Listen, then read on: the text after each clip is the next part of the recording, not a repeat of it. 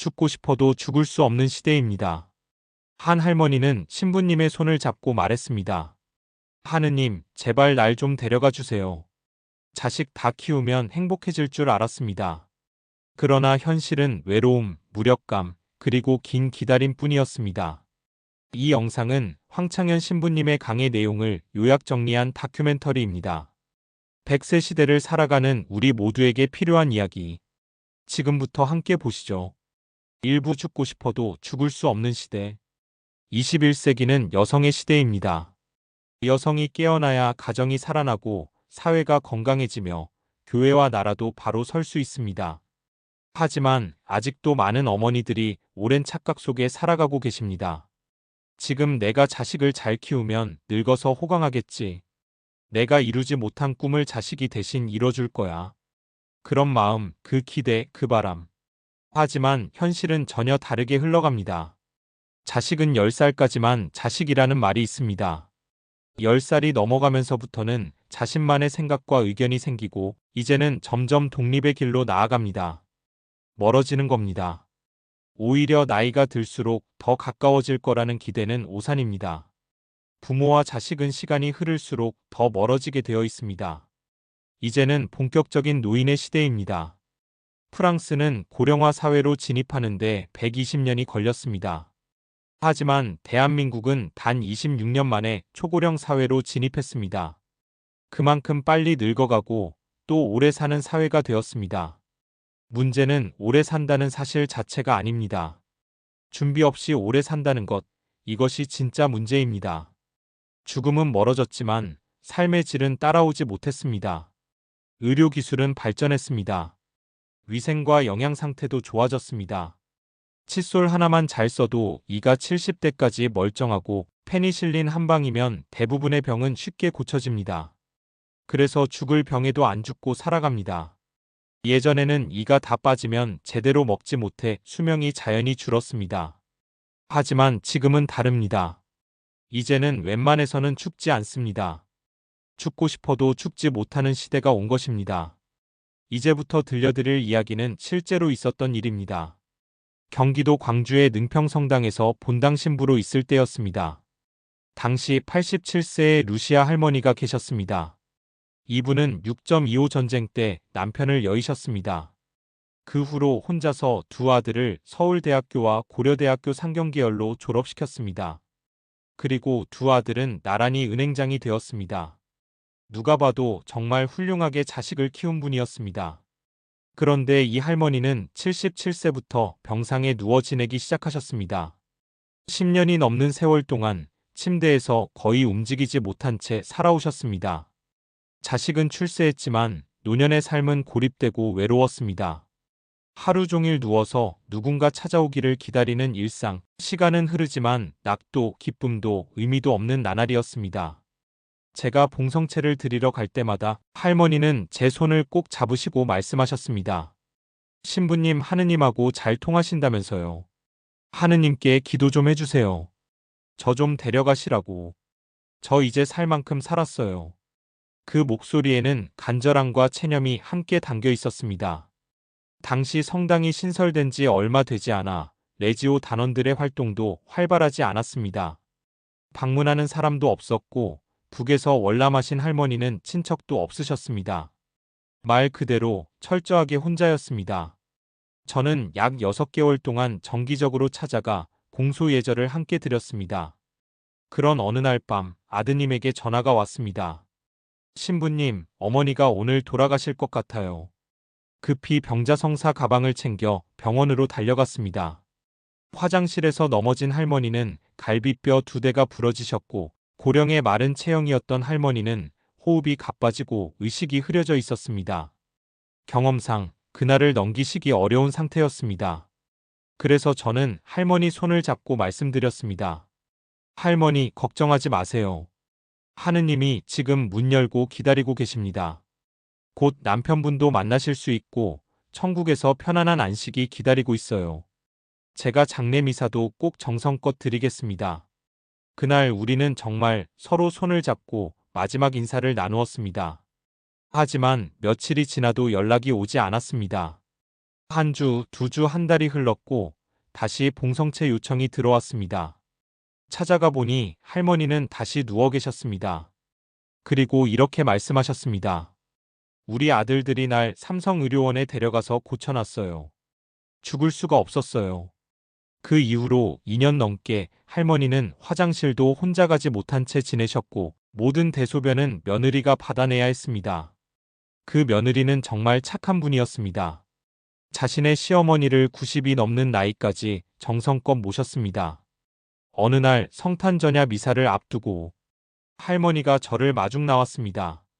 신부님, 요즘은 조금 다닐 수 있을 것 같아요. 그리고 그날 휠체어에 의지한 채 성당에 오셨습니다. 이제는 정말 죽지 않는 시대가 도래했습니다. 그것은 결코 기쁘기만 한 현실이 아닙니다. 이부 자식에게 다 주고 나면 남는 것. 노년의 고통은 단지 몸에서 시작되지 않습니다. 가장 큰 고통은 마음에서 시작됩니다. 특히 경제적 준비 없이 맞이한 노년은 생각보다 훨씬 외롭고 가혹합니다. 자식을 대학까지 졸업시키는 데는 약 2억 5천만 원이 듭니다. 2명이면 5억 원이죠. 그런데 부부가 은퇴 후부터 죽을 때까지 필요한 생활비도 평균 5억 원입니다. 결국 자식을 위해 모든 것을 바치고 나면 본인을 위한 자금은 아무것도 남지 않습니다. 논을 팔고 소를 팔고 쓰고 싶은 것도 하고 싶은 것도 참고 자식을 키운 부모는 노년에 자녀에게 의지하게 됩니다. 그러나 자녀는 그런 부모의 기대에 부응하지 못하는 경우가 많습니다. 특히 지금의 2030대는 자립도 어려운 세대입니다. 그러니 부모의 상황을 이해하지 못하고 되려 부담스러워하기도 합니다. 치과에 가야 할 노모가 틀니를 하고 싶다고 말하면 자식은 이렇게 답합니다. 소금으로 양치하세요. 이는 단지 무심한 말이 아닙니다. 지금 자녀 세대가 얼마나 현실과 단절되어 있는지를 보여주는 예입니다. 냉면 한 그릇이 먹고 싶어도 자식이 사주기를 기다리는 부모, 그러나 누구 하나 사주는 자식이 없을 때 분노가 쌓입니다. 그리고 추석날 그 분노는 폭발합니다. 자식이 6이나 되는데 하나도 냉면을 안 사준다. 그때 자식은 말합니다. 그럴 거면 나가 죽어. 몸도 아픈데 자존심마저 무너지는 순간입니다. 그 말 한마디에 노인의 마음은 깊이 다칩니다. 친구는 없고 집안에 홀로 갇혀있던 부모가 기대할 대상은 결국 자식뿐이었기 때문입니다. 그러나 생각해보면 부모도 자식에게 그런 말을 한 적이 있습니다. 말 안 들으면 나가 죽어라. 자식은 자존심이 상했지만 나갈 곳이 없어 참고 살았습니다. 이제는 부모가 그 자리를 견뎌야 할 차례입니다. 노년의 고독은 외로움만의 문제가 아닙니다. 경제력이 없으면 친구도 잃고 대화도 줄어들고 인간관계도 끊기게 됩니다. 친구들과 밥 한 끼도 못 사 먹을까 불안해지면 모임에도 나가지 못합니다. 그렇게 점점 더 고립됩니다. 그리고 한국의 어르신들은 자기 자신을 위해 돈을 쓰는 법을 배우지 못했습니다. 냉면 하나 먹고 싶어도 자식이 사주기를 기다립니다. 5,000원, 10,000원이면 살 수 있는 걸 사 먹는 대신 마음에 담아둔 채 아쉬움만 키워갑니다. 그런 감정은 결국 자식에게 분노로 표출됩니다. 그러나 자식은 그 의미를 이해하지 못하고 대화를 거부하거나 짜증을 냅니다. 결국 어르신들은 더 이상 말하지 않게 되고 자식들과의 관계도 점점 멀어집니다. 이제 효는 끝났습니다. 더 이상 부모에게 잘해주는 건 당연하지 않은 시대입니다. 이제는 사랑이 있어야 관계가 유지됩니다. 돈이 없으면 관계는 멀어지고 고립은 깊어집니다. 100세 시대는 축복이 아닐 수 있습니다. 준비되지 않은 사람에게는 그저 길어지는 고통일 뿐입니다. 이제는 묻고 생각해야 할 때입니다. 나는 과연 준비된 노년을 맞이하고 있는가? 3부 부부는 결국 친구입니다. 한국 사회에는 오랫동안 굳어진 전통이 하나 있습니다. 안 사람은 집안일, 바깥 사람은 생계라는 역할 분담입니다. 아내는 안에서 아이를 키우며 평생을 보내고 남편은 밖에서 돈을 벌다 늙습니다. 그렇게 서로의 삶에 깊이 관여하지 않고 수십 년을 함께 살아왔습니다. 문제는 은퇴 이후입니다. 직장에서 당신은 이제 필요 없습니다. 집으로 돌아가세요. 라고 통보받은 남편이 안방에 앉아 있는 순간 집에는 안 사람이 둘이 됩니다. 집안의 태양이 하나였던 시절이 끝나고 이제 두 개의 태양이 서로 부딪히는 시기가 찾아옵니다. 부부 사이에 정을 나눈 기억이 별로 없는 경우 그 일상은 곧 전쟁으로 변합니다. 대화를 나눠본 적도 없고 서로를 깊이 이해하려 노력한 적도 없기에 상대가 그저 불편한 동거인이 되어버리기 쉽습니다. 한 할머니는 말합니다. 40년 동안 밥만 해줬어요. 이 인간 사랑한다고 말도 안 해주고 밥은 따박따박 챙겨 먹으면서 고맙다는 소리 한 번 없습니다. 이런 한탄은 결코 드문 이야기가 아닙니다. 심지어 어떤 할아버지가 갑작스럽게 심장마비로 쓰러졌을 때 병원에선 이미 사망 선고가 내려졌고 간호사가 영안실로 옮기겠다고 말하자 뒤따르던 아내가 조용히 말했습니다. 아니, 의사가 죽었다는데 왜 말을 그렇게 많이 해요? 그 말에는 평생 억눌린 감정이 담겨 있었습니다. 그저 밥해주고 설거지하고 아이 키우고 그 외에는 아무것도 공유하지 못한 부부관계. 그 결말은 씁쓸한 독백으로 끝이 나곤 합니다. 그러나 모든 부부가 그런 것은 아닙니다. 젊은 시절 바람도 피우고 가족을 괴롭혔던 남편이 늙어서 중풍으로 쓰러졌을 때 끝내 그 남편을 돌보며 함께 살아낸 아내도 있었습니다. 평택의 한 본당에서는 그런 사례를 보았습니다.